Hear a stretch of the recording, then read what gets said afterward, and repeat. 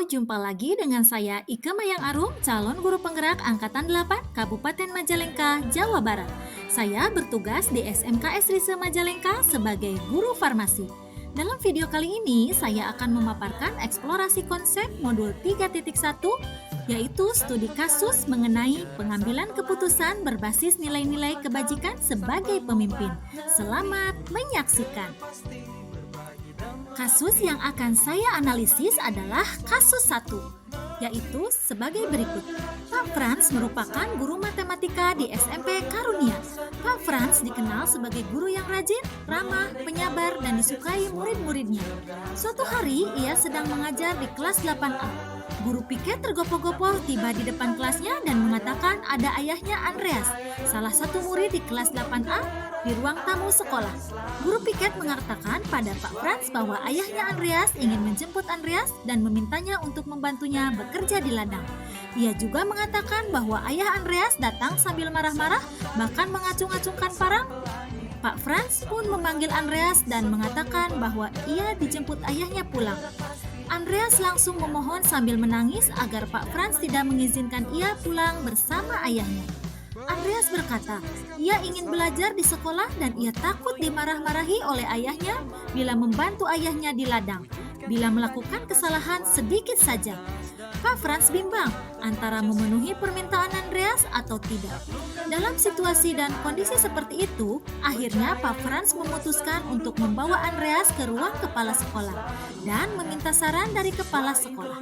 Bila Anda adalah kepala sekolah, saran apa yang akan Anda berikan pada Pak Frans dan apa alasannya?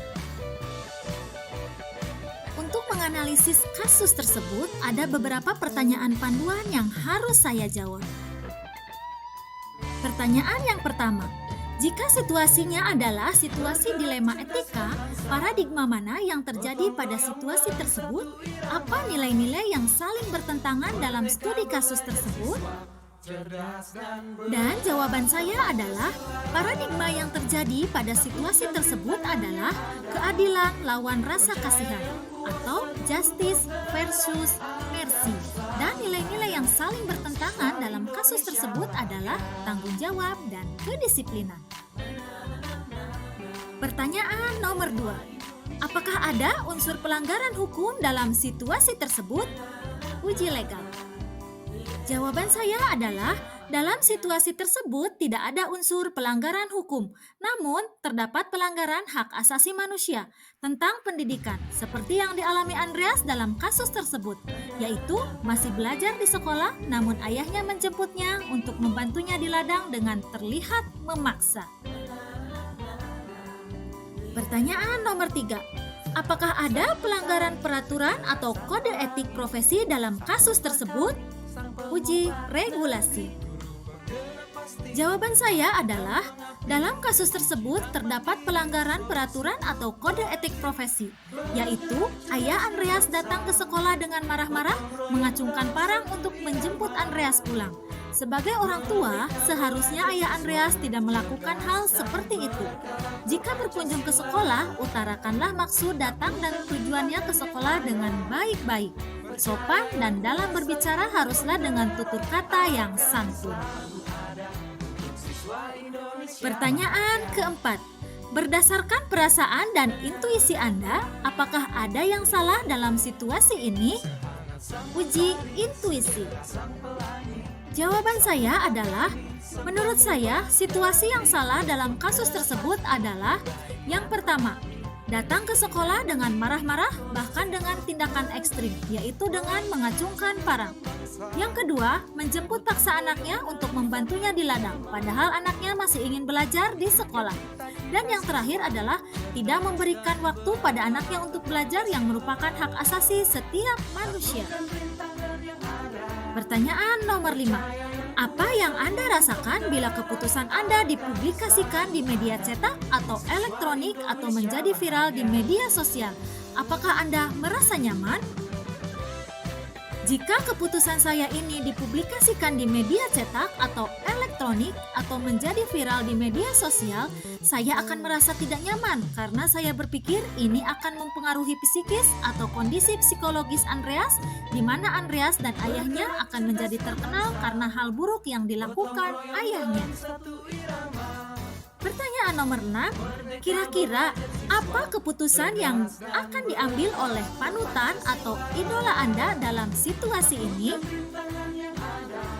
Jawaban saya adalah, dalam kasus ini, keputusan yang akan diambil oleh panutan atau idola saya adalah sama dengan apa yang saya lakukan, yaitu melakukan mediasi kepada ayahnya Andreas.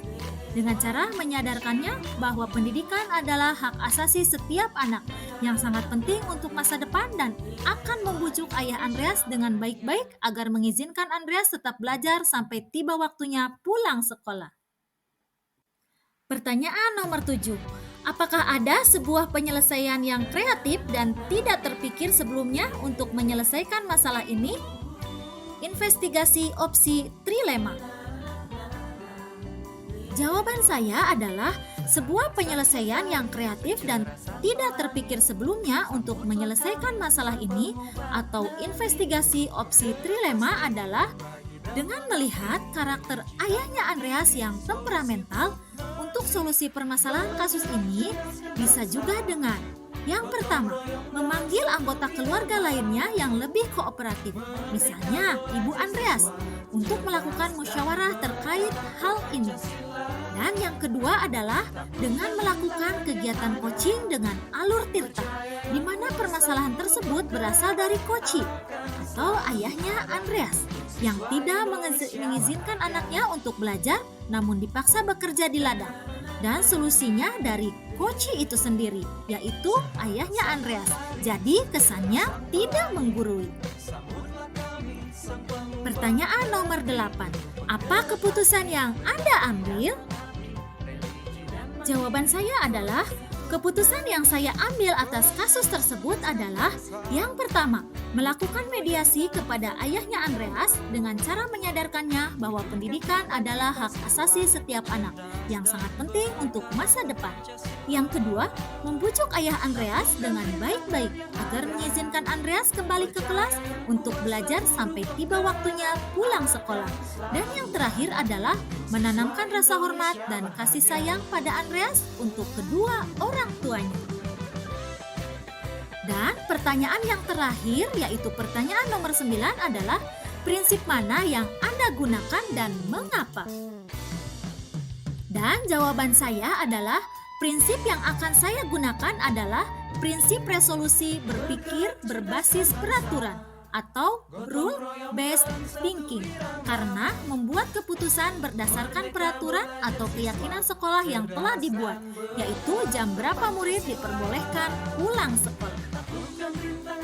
Sekian analisis kasus 1 dalam eksplorasi konsep modul 3.1 mengenai pengambilan keputusan berbasis nilai-nilai kebajikan sebagai pemimpin. Saya ucapkan terima kasih, semoga menginspirasi dan bermanfaat bagi banyak orang. Tetap hiasilah diri dengan senyuman dan hati yang cantik. Saya Ike Mayang Arum, pamit undur diri. Salam guru penggerak, tergerak, bergerak, dan menggerakkan.